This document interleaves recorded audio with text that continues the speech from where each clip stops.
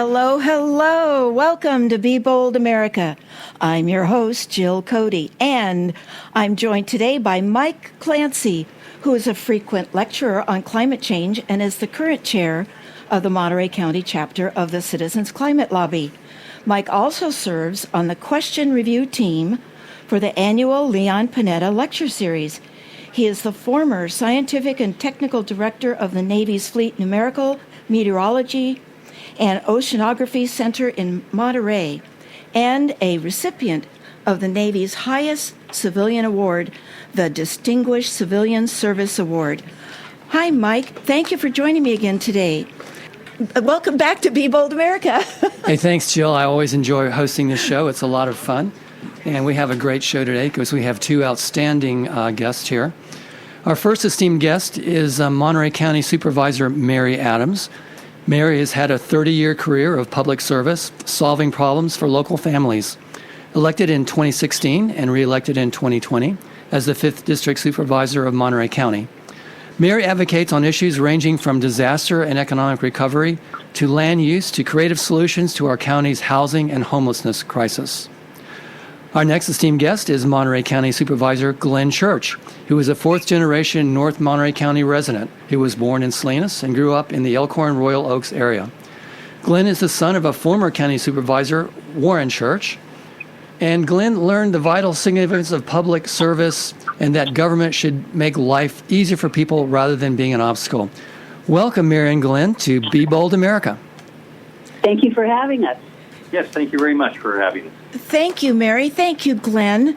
Mary, Mike and I attended your presentation to the Monterey County Democratic Women's Club about the climate challenges the county is urgently facing, and you both graciously accepted making the presentation again on KSQD for a larger listening audience. Thank you for that. And if I remember correctly, Mary, you began by talking about the Sober Rains fire. Is that where you'd like to start today, or do you have a different place you'd like to start? Well, I can follow your lead. I will speak about the Sober Rains fire. I think perhaps maybe a little background would be good for both Glenn and me. Go for it. The audience has an idea of who we are and what we do. Yes. Just to let you know, I think Mike covered it certainly for me that I've been in public service most of my life. My career was in the not-for-profit sector. And I was delighted to run for office after I'd retired from United Way, where I'd served as CEO for 14 years. And my expectation is that I would be serving the community in the same way, but just on a bigger platform. And there was a certain amount of truth to that. That really is true. But at United Way, we covered health and human service issues, not nearly the important issues of land use, planning, climate change. And so it's been a really wonderful 7 years of learning and experiencing all of the difference in the importance of what we have to deal with in our county because it is such a diverse area. I have chosen not to run for third term, so I'm in my 8th and final year on the Board of Supervisors. I'm pleased to be able to retire. I felt like 8 years is about the right amount of time for someone to serve. There are 3 people who are choosing to run for my seat, and I am hopeful that I know one of them will win. My hope is that one of them will win in March, and we wouldn't have to go on to the general election, but we could get it handled in the primary. There is a woman who worked for me for a number of years, and then there is a gentleman who is active in the city of Monterey, and another person who lives over in the Salinas area, but still within the district. Well, let me take this opportunity, Mary, just to thank you for your service. Thank you very much. I know you chose not to run again, and you've done a marvelous job, so thank you. Well, thanks. That's very kind, Jill. Now, I'll see if Glenn wants to give a little background as well. Sure. Yes, I'd be happy to. As pointed out, I'm a long-term resident, my own lifetime resident, I should really say, of North Monterey County. And I am, while Mary's coming to the end of her time on the board in her 8th year, I'm actually just starting my 2nd year. So I've only had about a year on the board. I'm pretty familiar with the way Board of Supervisors operate. As was mentioned, my dad was on the Board of Supervisors quite a while ago, almost 50 years ago, and during a period when I was growing up. But I basically can say many of the same things back then that were issues are issues now. Climate change is not one of them, because that's obviously something that's a lot more recent in our concerns. I ran basically because I felt that there was more representation from the people, particularly up in North County, which I felt hadn't been done for some time. I felt that there needed to be trying to get government to kind of work a little bit more effectively with a lot of basic problems people have. Of course, what we're dealing with on climate change is a totally different ball game, basically, just to express here. It's a real challenging issue, not just at the local level, but the state, the national, and of course the international level. And it is something that's not going to be affecting us just here. It'll affect people in neighboring counties and all around the world. So I think all of us look at this as a real challenge, and we're trying to find some innovative and effective means in which to accomplish what needs to be done. Well, I heard Mary say that a different way to say, I always thought it was soberanes, but you pronounce it differently, Mary. Is it yes, soberanes? Soberanes. Yes, Soberanes. Okay. All right. Yes. Now, Yes. I've got to say it right. Mike, do you have a question? Yes, I do. Supervisor Church, despite the very wet year we experienced in 2023, worsening drought brought about by climate change remains one of the biggest long-term threats facing California, and especially your district with all the agricultural interests there. Can you talk a bit about the current status of groundwater management in the Salinas Valley and what the implications for local agriculture will be in the face of long-term increasing drought? Sure. Well, my district actually is a district doesn't include a huge chunk of the Salinas Valley, just the area north of Salinas and towards Castroville. So there's most of the Salinas Valley and the agricultural needs are really going to be south of there. But groundwater, yes, definitely this is an issue not just for agriculture. It's an issue for everybody everywhere, as we're facing as many challenges into there. And even though we're getting into these unpredictable periods, and we've had droughts. We had a serious drought here just 10 years ago that went on for quite a few years. We also hit these periods where we have these huge amounts of rain that come down, such as last year, and we're heading into a fairly wet year this year. Out of my place back in 2017 when the drought was broken, I had 50 inches of rain. We recorded that year. I've never seen anywhere near that. 18 to 20 inches is generally what we get. So 50 inches of rain is a tremendous amount. I remember a former supervisor, who recently passed away, Luke Haltagna, who lives right at the Moss Landing area, which gets very little rain. He counted that they got over 20 inches of rain. So as we look at this, it's hard to, with climate change, we can't really say, well, we're heading into periods where we're getting less water. As a matter of fact, I believe the state is even estimating that we might even get more water. But the problem is we also might hit these real wet spells, which means we have to deal with water storage. We might hit some really dry spells, which means that we've got to be able to have those resources available. And, of course, with a higher temperature that we have, you're going to get a lot more evaporation. So even though we might get more water, there might be less available. So it's a real complicated mix as we look at this issue and how it goes in.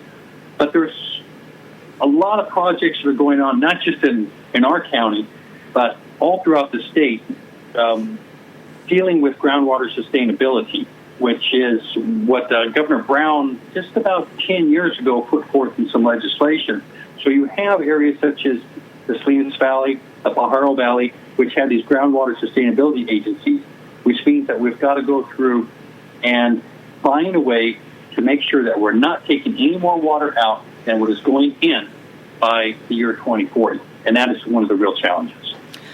Well, Glenn, just to add on to a personal story about the amount of water in the atmospheric rivers, Last March 14th, there was an atmospheric river hitting Monterey County, and my husband and I lost 7 Monterey pines in our front yard that day, one of which was so huge, the pine was threatening our house. We got tree cutters there during the storm, and we sat in our car all day long watching them take down these huge trees. They couldn't stand in the dirt anymore. They were just falling over. So, this is one personal story of how people are impacted by the climate crisis. Mary, now you've taught me how to say sober honest fire. So can you talk a little bit about the damages and what's been going on in the county? Yes, thank you for that. Yeah, actually, when you were discussing taking down all those pine trees, I thought, gee, she must live up in my neighborhood. It was the same sort of situation. I had a tree that came through the roof of my home. Oh, no. And while my guys were up just putting a tarp on to try to cover it up, 3 more trees came down on my property. So, last year was quite the year. It was but tough. At any rate, it was. So with the Soberanes fire, that was really an interesting situation. It was at the time the largest forest fire that had ever hit the state of California. It was well more than 100,000 acres. Of course, there have been many more tragic fires since, but at that time it was the largest. And some of the things that happened during that fire that still have ramifications. As an example, the Palo Colorado Canyon is an area that really suffered a lot from the fire, going all the way down to Big Sur. We had so many different areas that were impacted by the fire. And the fire happens, and it's horrible, and people suffer. People lose their homes. The fire chief down in Big Sur, the volunteer fire department, not in the Soberanes fire, but she lost her home 2 times. It's really tough how people are impacted by the fire, but really it's the aftermath that is so difficult. And a couple of examples I can give you. One of the aftermaths of Soberanes fire was and the atmospheric river, of course, that came afterwards, is that the whole of Palo Colorado Canyon was just massively inundated. I mean, trees and muds and creeks, and it was just impossible to traverse it. To this day, that many years later, 7 years later, that road is still not completely open. It is. I remember going up there when it first happened, and it looked as if a dinosaur had taken just a huge bite out of the hill on which the road had been built. It remains almost impossible to fix. It's very, very difficult. And that, of course, this has an impact on people who want to use the forest, the U.S. forest, because they can't get up to hike back in the back area up there because it's still impacted. One of the most other aspects of that fire, though, again from the mud and the slides and the atmospheric river, was when the bridge at Sycamore Canyon, Pfeiffer Creek Bridge, went down. And that was, honestly, it felt before that happened, we felt as if we were starting to make some progress. We've made some progress on the Palo Colorado Canyon Road. We've made some progress further down the coast on opening up Highway 1 because it had been closed in 3 different places. And we were all so thrilled that finally things are starting to happen and we're getting back on track. I remember that because I couldn't get to the radio the studio here. I'm not surprised. Yeah. And then the bridge failed, and we had to close the bridge at Palo Colorado Canyon. But in addition to that, the road was still closed a bit south. So we had an area of Big Sur that was totally isolated. People couldn't get in, and they couldn't get out. And it was such a serious issue. I can't even tell you how bad this was. We had many families. Children couldn't go to school. People couldn't get food. They couldn't get fuel. They were running out of pet food. They were running out of wine. It was really something. This is serious. So, it was serious. So finally, my Health and Human Service United Way background intersected with my planning and climate change background, and it was really pretty exciting because we did, with the help of so many people from Big Sur specifically, and the Department of Emergency Services, we did a helicopter drop. And we had a helicopter that we hired from down in San Luis Obispo County, who flew up to Big Sur State Park. We had volunteer fire people on the north side of the bridge and volunteer fire people on the south side of the bridge. We had gotten a grocery list from all of the people who lived in Big Sur through CABS, the Community Association of Big Sur, what people needed. And we sent those lists to volunteers from the Carmel Unified School District who went to Safeway and did all the grocery shopping. The folks at Safeway helped, and then we had CERT volunteers who took all the groceries in boxes, put them in the back of pickup trucks that a number of us drove down to Big Sur.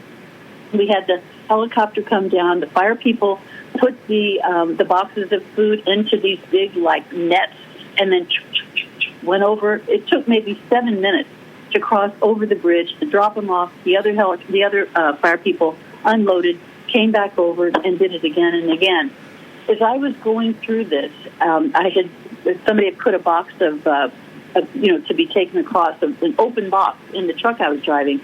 And so as I was carrying it over to put it inside the helicopter, I noticed what it was, and it was clear to me that it was schoolwork. Oh, and my. so I looked at it, and there was a note on the top of one of the pages as I was carrying it across. And it said, "Sarah, we really miss you in science class." Aww. And it was such a clear statement of what was really happening here. These poor kids, they couldn't even go to school. It was one of the most meaningful things that I see every time now that we experience disasters like the most recent one in Pajaro. That there are all hundreds and hundreds and hundreds of lives who are just impacted in ways that we can't even envision. That's right. Well, let's take a break. You are listening to Be Bold America on KSQD 90.7 FM. Many voices, one station. Listen globally online from the KSQD.org website. Our topic today is the climate crisis hits Monterey County, and our guests are Monterey County Board of Supervisors Mary Adams and Glenn Church. My guest co-host Mike Clancy serves as chair of the Monterey County chapter of the Citizens Climate Lobby. I'm your host, Jill Cody. KSQD thanks attorney Ned Hearn for supporting this program. Ned Hearn specializes in intellectual property and business law with a focus on entertainment, internet, and computer software business and their convergence, intersecting content, media, and technology in the digital environment. More info at www.internetmedialaw.com. Thank you, Ned Hearn, for supporting KSQD 90.7 FM. What can you do to reunite this country and save our democracy? These heady issues will be discussed on KSQD 90.7 FM, Be Bold America. Be Bold America is a live, bi-weekly talk show for those who are motivated to step out of their daily routine. On Be Bold America, we will be discussing what you can keep doing, stop doing, and start doing to take action. We have big things to do. Every other Sunday at 5 p.m. on K-Squid, community radio for the Monterey Bay.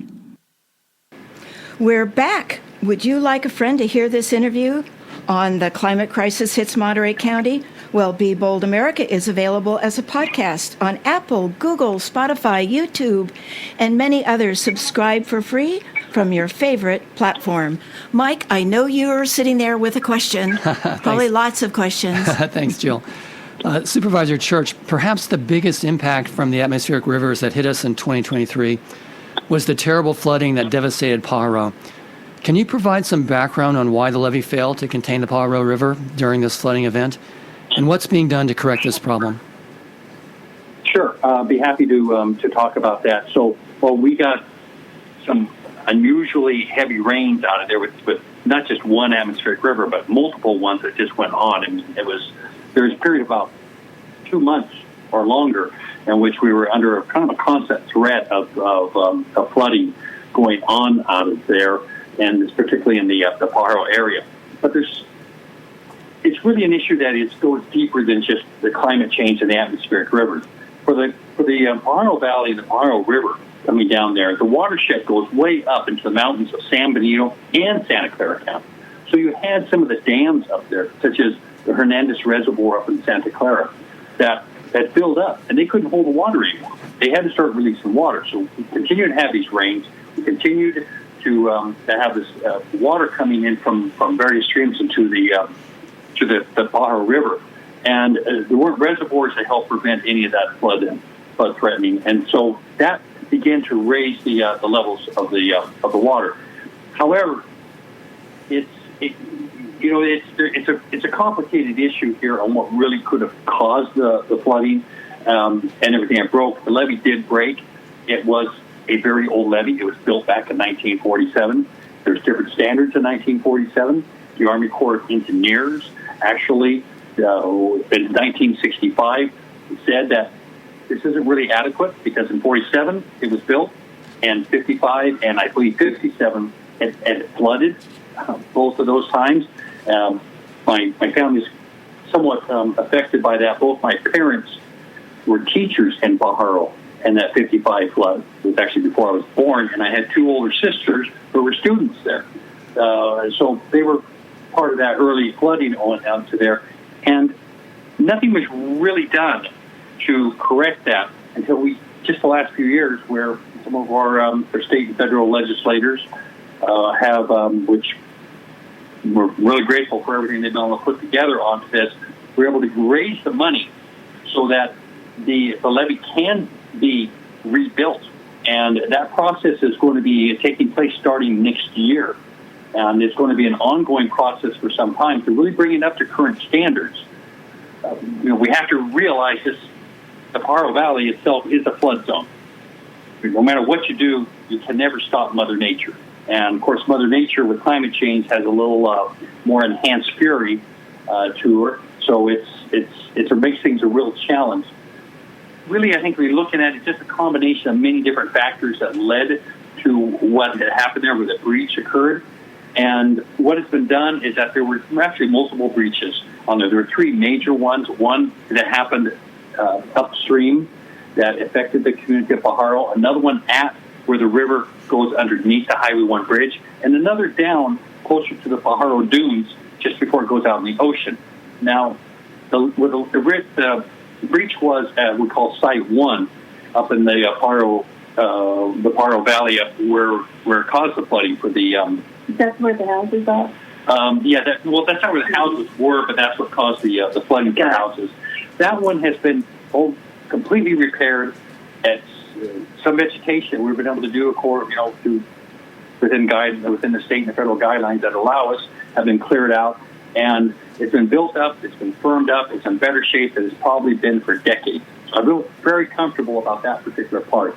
The other two have also been worked on, particularly down at the one at the very mouth of where the river basically gets into the ocean down there. That one was recently finished down there, which was basically flooding a lot of agricultural fields. And the Army Corps of Engineers, which is doing these repairs because the levee is owned by the Army Corps, they're now turning their attention to the area around the Highway 1 breach that took place there. And their hope is they're going to have that done in the next few weeks. So that basically gives you a summary of what's happened and what is being intended here in the future. Great, thanks for that. Coming back to long-term drought in our area and remembering the devastating fires that have struck the county over the years, what's the county's plan for mitigating wildfire risk? And in particular, what's the plan for dealing with the proliferation of eucalyptus trees in the county, which present a significant wildfire risk? Oh, you're talking to the eucalyptus expert here with Mr. Church. Okay. Well, I have a real concern about eucalyptus as we that they're large matchsticks. Yeah, well, that's a good way to try it. Torches might be even a better. Yeah, giant torches. And it's a problem.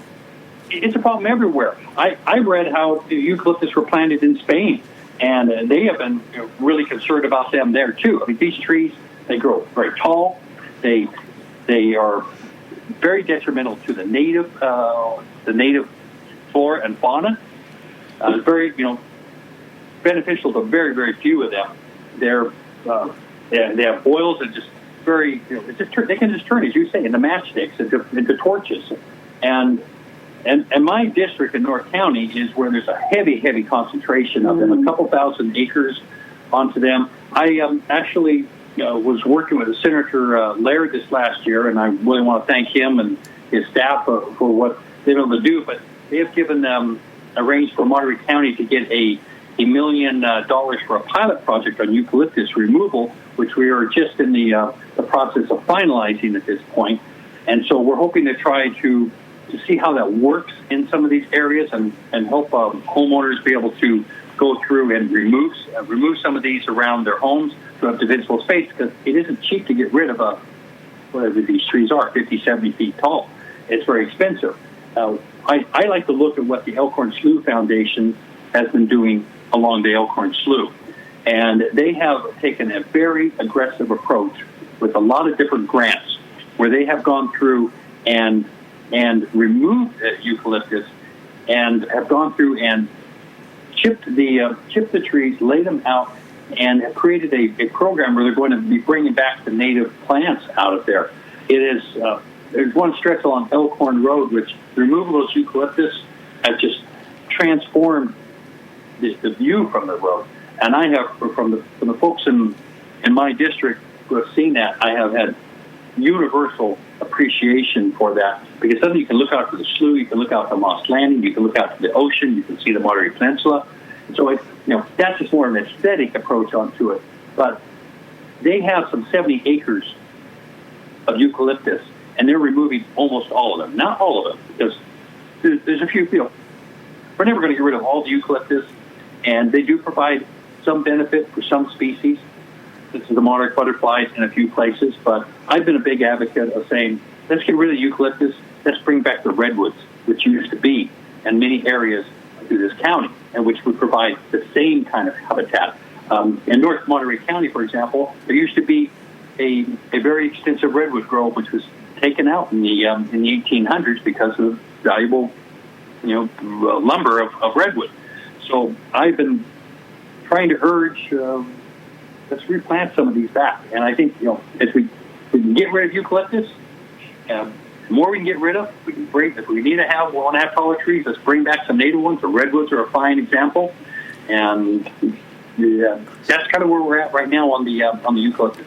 Okay, let's take a break. You're listening to Be Bold America on KSQD 90.7 FM, 89.5, and 89.7 FM. Many voices, one station. Listen globally online from the KSQD.org website. My guest co-host, Mike Clancy, who chairs the Monterey County chapter of Citizens Climate Lobby, and I are speaking with our two bold guests, Mary Adams and Glenn Church, both elected Monterey County Board of Supervisors. We will be right back after Jim Hightower's commentary titled, Why You Were Not Invited to Davos. Once again, my invitation to the big shindig in Davos never arrived. Davos is the posh resort village in the Swiss Alps, where some 3,000 global power elites gather every January for a week-long corporate-funded schmooze and booze fest to solve the world's problems. You and I are never invited to this confab, grandiosely titled World Economic Forum. That's because, 1, we're not corporate or governmental VIPs, and 2, we might raise rude questions like, who the hell elected you plutocratic know-nothings and screw-ups to solve world problems which you largely created? See, we the people can't be trusted to be polite. Indeed, the theme of this year's forum is, how can we rebuild trust? By we, they mean the Davos clique itself, the Wall Street bankers, Silicon Valley speculators, oligarchs, industrial barons, billionaire campaign donors, polluters, high-tech futurists, and other architects of, well, the mess we're in. In our country, only about 10% say democracy is working for most Americans today, with the powers that be not even trying to serve what the majority believes in, wants, and needs. Economic fairness, social justice, and equal opportunity, our society's fundamental unifying values, are being trampled by the greed of moneyed elites and the fear and hatred of small-minded ideological extremists. They squabble over even keeping our government operating and fritter away their time and credibility on crap that undermines public trust. This is Jim Hightower saying, so no, Davos crowd, you cannot rebuild trust, for no one can trust you. You could gain a real measure of credibility if your elite forum would do something truly significant for democracy, like taking corporate money out of our politics. That would make Davos historic. Otherwise, you're just partying and stroking your egos. The Hightower Radio Lowdown is made possible by you subscribers to Jim Hightower's Lowdown on Substack. Find us at jimhightower.substack.com. We're back. My guest co-host Mike Clancy and I are interviewing Monterey County Supervisors Mary Adams and Glenn Church. Now, I'm going to take you over to the coastline with this question. Recently, the California Ocean Protection Council released some data on California's sea level rise. And they have a new scientific model that provided with more certainty on how much ocean levels are going to rise in California in the next 26 years. And, you know, they talk about 2050, but that is just 26 years away. And they say that it'll affect 70% of the population in California. And also, because I read this in the San Francisco Chronicle, I haven't seen it in the Monterey Herald yet, their example was that Humboldt Bay will have a 3-foot rise in 26 years, 3 feet. Are you aware of this new report? And if you are, how does it affect Monterey County? And if you're not, still, how is sea level rise going to affect Monterey County? Well, I am not aware of the report, but I'm certainly looking forward to hearing about it now. And my thought on this, just as you said, is yes, we're seeing this. You know, we're seeing this in so many different ways. It already is having a big impact on our area. And yet we are trying hard to do things to try to mitigate some of the problems, because it isn't just sea level rise. But just as an example, we have 2 specific areas on our coast in the Carmel area that are just really impacted by this. One is the River Lagoon flooding and the damage done to Scenic Road. And the other is a project that we're working on that's almost complete, which is the Carmel River Flood Restoration and Environmental Enhancement Project, Carmel River Free, they call it. But these 2 areas are so impacted by what happens at the coast now, and the ways that the river runs into the coast and the things that happen there. Everybody knows you shouldn't build in a floodplain. I mean, let's face it, there have been big mistakes about that. And part of the lagoon flooding is the fact that people, 100 years ago, private and public entities were building houses. They managed the sandbar at the lagoon. They let the water out before it rose high enough to flood the neighboring areas, including the historic agricultural fields and pastures and homes and private businesses. But floods were built homes were built in a flood zone. Climate change is making flooding more extreme, including rising sea levels, the more severe storms that bring larger swells, and those are some of the things that are at issue. The scenic protections, government monies are going toward protecting the homes and public infrastructure, but that is slowly losing stability against nature. Even though there's been a long ongoing issue, climate change impacts are more severe and they're occurring more often. There are several solutions that we're looking at the lagoon, and one of them is to raise homes out of the floodplain. Another is to purchase homes in the floodplain and restore it to the natural state.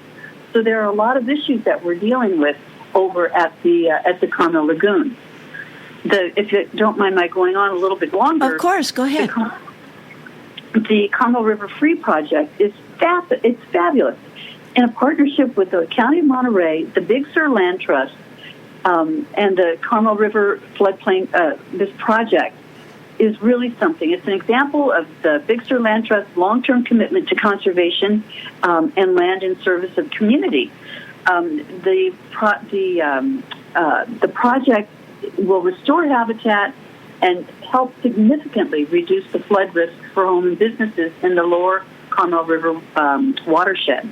It's one of the most extensive and important multi-benefit flood projects and riparian habitat restoration efforts that we've had on the Central Coast.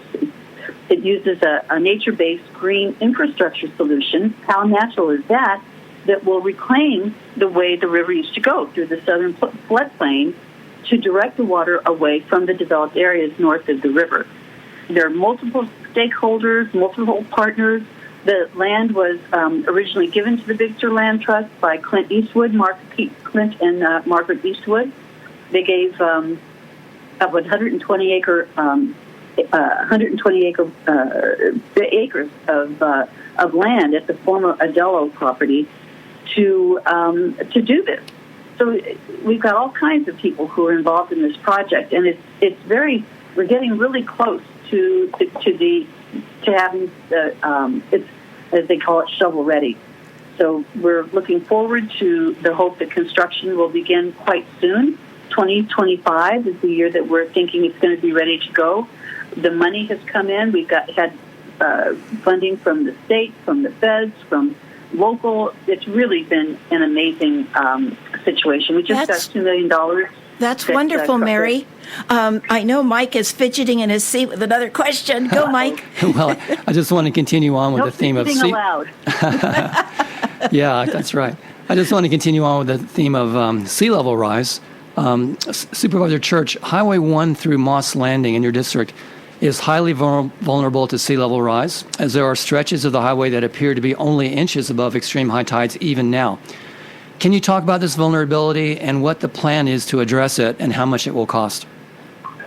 There is a lot of concerns with sea level rise and the impact it will have on Highway 1. As we know, even without sea level rise, we have a bottleneck of traffic there from basically near Watsonville all the way down there towards Castroville, because there's 4 lanes on either side of that and only 2 lanes there in the middle.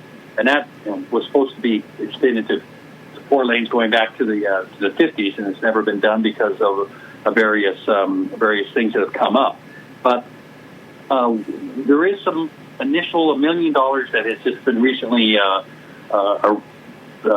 passed from the state legislature. Assemblymember Don Addis, Senator John Laird were helpful in getting this legislation through. And it's sort of a beginning as we begin to deal with what our options are really going to be. So the options are rather limited, which essentially means you either got to move the highway, has been looked at in some previous reports, and it's not really an option to do, or we're going to have to raise it. And the last I saw through an AMBAG study and the late, I don't know if it was 2017 or 2018 or 2019, but somewhere around there, there was an AMBAG study that was done which laid out several options there, and they're all costing somewhere around $700-800 million. Yes. I'm sure it's $1 billion by now. I'm sure it'll be a lot more than $1 billion by the time we ever get around to it. So what we're going to have to do is elevate the highway, and that's not a inexpensive proposition. That's really the only option. But other things that need to be weighed into here too. The railroad line runs right along the Elkhorn Slough, and that is right now getting flooded quite regularly, and the railroad is having to shut down its operations when that's happening. So those are going to have to be addressed, and how that's going to be done is, well, engineering minds greater than mine will be ones coming forth with the solutions on that.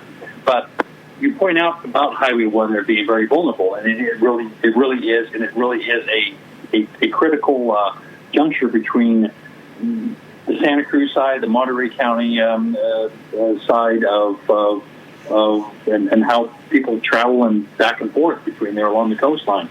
But while I'm not familiar with the study you mentioned earlier about the 3-foot rise, I've seen multiple other studies that show that we are going to have that rise. Highway 1 will be flooded. Moss Landing area will be flooded. It's going to come up and hit some of Castroville, and that's just the area within my district. And, of course, it's going to have an impact on the Elkhorn Slough, which means that it's the largest inlet body of salt water we have here on the Central Coast, and that's going to rise, and that's going to have an impact. What will that do to the groundwater? that people need. What will it do for roads? What will it do for the native vegetation as salt comes in a little bit further? So it's a real complicated issue, and we got to be prepared for it by 2050 or earlier. Well, one thing we're starting to address it. I just don't know if we're doing it quick enough. Great. One thing that is another side effect of sea level rise is it increases saltwater intrusion into the groundwater. Absolutely. So that's a real concern as well.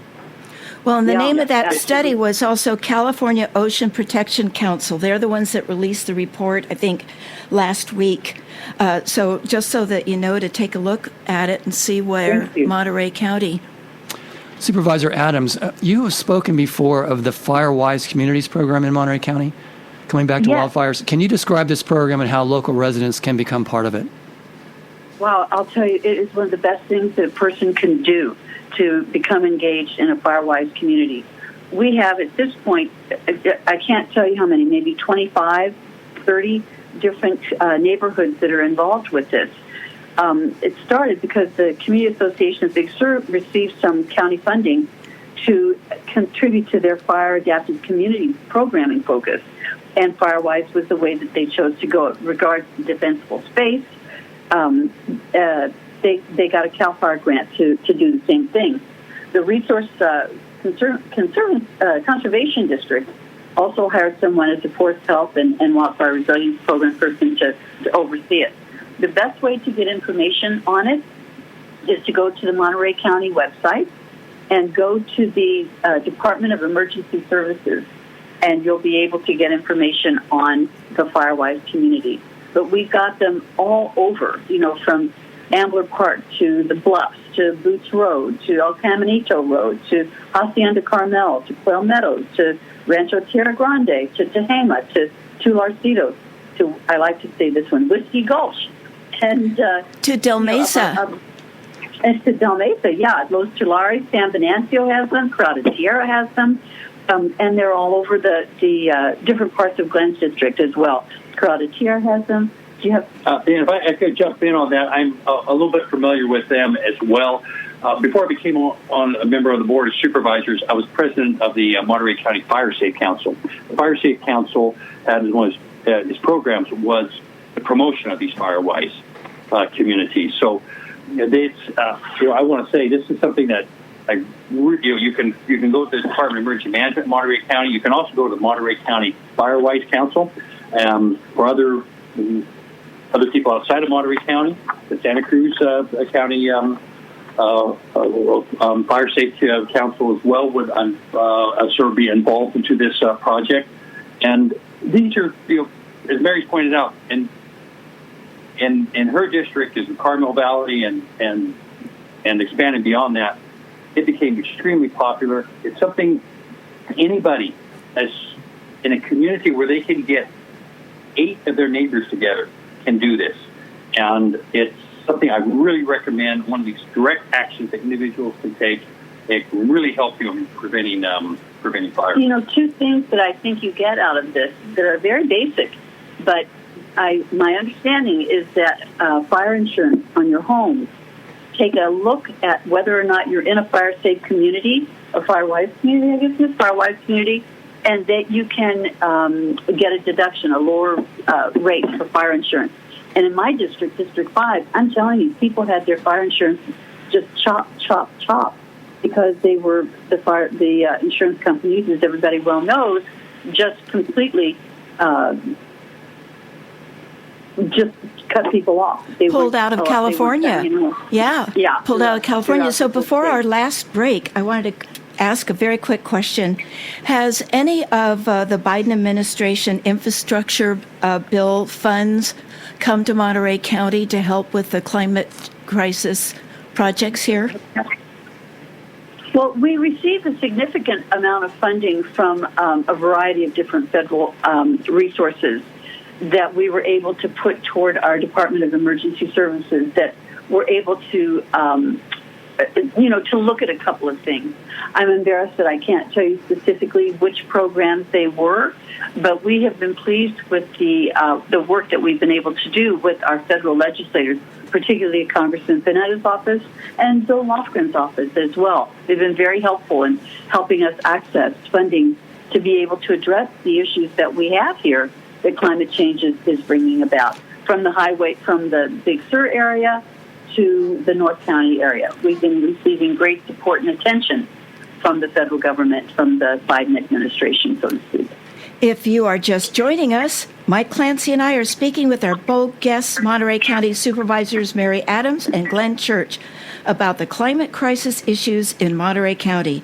You are listening to Be Bold America on KSQD 90.7 FM, 89.5 and 89.7 FM. Many voices, one station. I'm your host, Jill Cody. Hello, K-Squid listeners. I'm Tom Hartman, and each weekday at 4 p.m., I bring you a different perspective on the news than you're likely to hear on most media outlets. Please join me on KSQD Santa Cruz, your ink spot on the dial for the Tom Hartman program, heard now for the first time ever in the Monterey Bay area at 90.7 FM, weekdays at 4 p.m. That's Progressive Talk and Conversation with me, Tom Hartman, weekdays at 4 p.m. on KSQD 90.7 FM. Tag, you're it. We're back. Mike, you have another question. I do.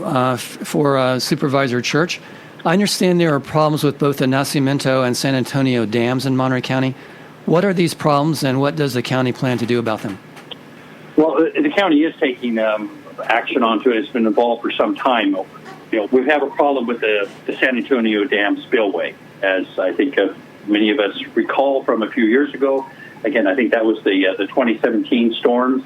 I think that was the 2017 storms, where the Oroville Dam spillway kind of gave way from there. So it opened up a whole range of concerns about these spillways, and one of those concerns became San Antonio. So there is we're seeking federal, we're seeking state funds for this, and we have received some on staff. These dams have been here for 60 years. They need work onto them. I was down and just visited them last month, I guess it was, and we are addressing these concerns onto them. One of the ideas in terms of trying to go through and increase our reservoir capacity, as there's been talk about the Interlake Tunnel, for example. The two dams are fairly close to each other. The odd thing with Nacimiento is it's a Monterey County dam, and it's not in Monterey County. A lot of people don't realize. It's actually in San Luis Obispo County. So San Antonio is in our county, and they're not that far away, but the Interlake Tunnel is to put a tunnel between the two where Nacimiento, which fills up quicker, then would have its overflow. It's extra water. Mm-hmm. The way to San Antonio, which rarely fills up to its capacity. So this is one of the things that's being viewed as a way to increase storage. The obstacles we face in many of this stuff is that it's very expensive. The Department of Dams Management has been on us that we have got to fix the dams, period. So we have to do that. I think, as Glenn was talking about the Interlake Tunnel, one of the other things is that it allows for better management of the Salinas River, because right now, when Nacimiento is full, they have to release water, and that eventually ends up with our sending clear water out to the ocean, because we have no place to capture it and store it. But if we had this other big storage area of Lake San Antonio, we wouldn't have that issue. And much of our, as everybody knows, our water issues are just horrible here, both in the Salinas side and in the Carmel side. One of the things that I have to say is that until we look at solving our water problem as a regional effort, we're not going to get any place. The idea of a lettuce curtain that divides our county has got to be completely torn down and thrown aside so that we can come up with a water solution that will work for every part of our county. And if I want to just kind of add on to that in terms of the water storage, I'm sitting as a member on this Salinas Valley Basin Groundwater Sustainability Agency, which is one of the agencies that I referred to earlier, that I think there's 200 of them throughout the state. They're dealing with areas where there's a overdraft the groundwater basins and have to have basically a balanced approach by 2040, where there's as much water going out as there is going in. One of the projects that we're looking at in terms of trying to recharge these basins and sort of a mini storage is the creation of these retention ponds. I had a meeting last Friday. It was about putting a retention pond out in the Folsom Knolls area, which most of you listeners probably don't know where it is, but it's an area just north of Salinas, where a creek flows through and often floods the community there. But we're talking about developing up a retention pond there that will catch the water when it's flowing in high quantities and capture it, and then it will, because it's relatively sandy soil, it'll flow into the ground and recharge the basin. That would, the kind of things we need at that small level everywhere, not just these big dams. So we need to have this everywhere, because one thing I think we have to realize, and throughout the Monterey Bay area, is that there was a lot of small ponds, small waterways, existing here 200, 300 years ago, before much of this land was settled through the Spanish and Americans, the Mexicans coming on in here at times. And this is kind of approach, the small scale approach that we really kind of need to really be able to deal with this. Mary, this interview is then made into a podcast and put out, and I have people listening in many other countries. Could you define lettuce curtain? I will do, yes. Monterey County is a big county, very large county, and there is a hypothetical divide that separates the Monterey Peninsula, which is primarily the top economic engine is tourism. It's the coast. It's the golf courses. It's the beautiful coastline that goes all the way down to Big Sur. The Salinas Valley is the economic engine that is based on agriculture. It's inland. It's drier. There are mountains there. There are beautiful, fertile fields there. There's a hypothetical line that is called the lettuce curtain, because lettuce is the primary crop that's grown. And so the term that we use is that there is a divide between the Monterey Peninsula and the Salinas Valley. And is Salinas Valley also called the salad bowl of the world? Yes, it's the salad bowl of the world, yes. Yeah, I'd just like to make a quick comment before I ask my question. I really like what I'm hearing here. I really do, particularly the part about we need a regional solution to the water problem. That is absolutely right. You're right on target there, Mary, with that. And also, Supervisor Church, the idea of these retention ponds, that's a great idea. It's part of what's generally referred to as stormwater capture. That's got to be part of the overall solution. And we really need to pursue those kinds of things, because the long-term trend is increasing drought, punctuated by occasional atmospheric river events, which dump lots and lots of water on our area, most of which goes right back out to the ocean. So that's the kind of thing we need to pursue. So a question for... I absolutely, if I just jump in, I absolutely agree, Mike. Yes. It's actually something I'm trying to push forth. I've had discussions, particularly out in the North County area, about trying to increase these, because I believe you look at some old Portolo's old logs when he came through here in the 1700s, he spoke of the many ponds that used to exist throughout this area. Yeah, that's great. So, Mike, Mike and Mary and Glenn, we have 2 minutes till the end of the program, and I wanted to ask you in these last few minutes what people who live in Monterey County, what all of us might be able to keep doing, stop doing, start doing, as they relate to the challenges that you face countywide. Our future depends on it. So, do you have some ideas for us? Well, one thing I want to say is that I am very, very thankful to have a colleague like Supervisor Glenn Church, because he sees the same things that we do. He agrees with this regional solution to our water problem, and he's willing to work with me from his side of the county, the northern part, with us to be able to come up with something. As far as what I would see, I've got little baby things to say. If you use single plastics, stop doing it. And if you have a big gas-guzzling car, take a look at getting an electric one. Amen. And Glenn? I'm going to jump in there again, kind of put another plug for the Firewise communities in, as I did a little bit earlier.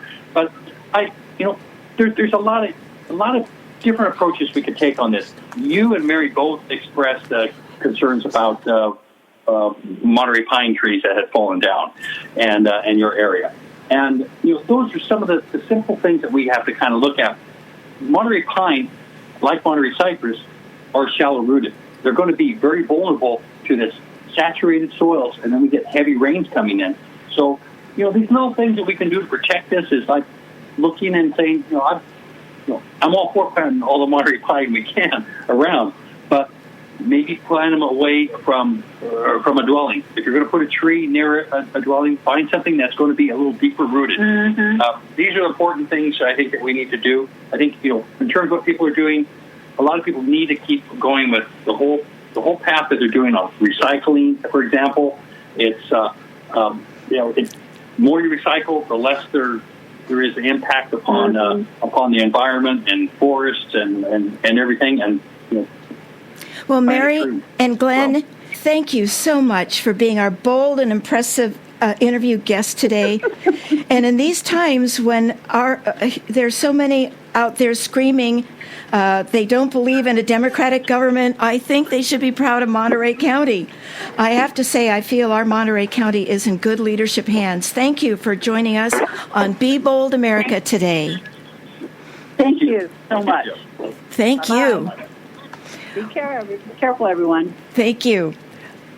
What's next on Be Bold America? Please join us on Sunday, February 25th, when we will be discussing Tao of Surfing, Finding Depth at Low Tide. This interview will take you on a journey into the recesses of your soul and explores the ontological question, what is our underlying essence? Internationally acclaimed Pulitzer Prize nominated and local author and filmmaker Michael A. Allen uses the metaphor of the sea and its ebb and flow to describe the Tao of life's cycle. And he discovers within this unique reflection a new way to comfort and heal the self from the trauma of death. Michael was inspired to write Tao of Surfing after his lifelong best friend and surfing partner suddenly came out as gay and died from AIDS in 1989. The book subsequently became the basis for the soon-to-be-released feature film, A Long Road to Tao, which Michael co-wrote and produced. Michael Allen will be joined by A Long Road to Tao cast member and fellow surfer Mike Clancy to discuss the book, the making of the film, the politics surrounding the AIDS crisis of the 1980s, and how the film relates to political issues facing the LGBTQ community today. So listen to Tao of Surfing, Finding Depth at Low Tide by joining Be Bold America on Sunday, February 25th at 5 p.m. As a reminder, Be Bold America is available as a podcast. Now you may listen to the show anytime for free by subscribing through your favorite podcast platform. I want to give a special thank you to Be Bold America's program engineer, Yanko, and to our station's program director, Howard Falstein, and to my guest co-host, Mike Clancy, frequent lecturer on the climate crisis and who currently serves as the chair of the Monterey County chapter of the Citizens Climate Lobby. Thank you, Mike. Thank you, Jill. This was a lot of fun. We had two great guests. You are listening to KSQD Santa Cruz, Many Voices, One Station. Listen worldwide online at ksqd.org. My name is Jill Cody, and thank you for listening to Be Bold America. Until next time, keep, stop, start.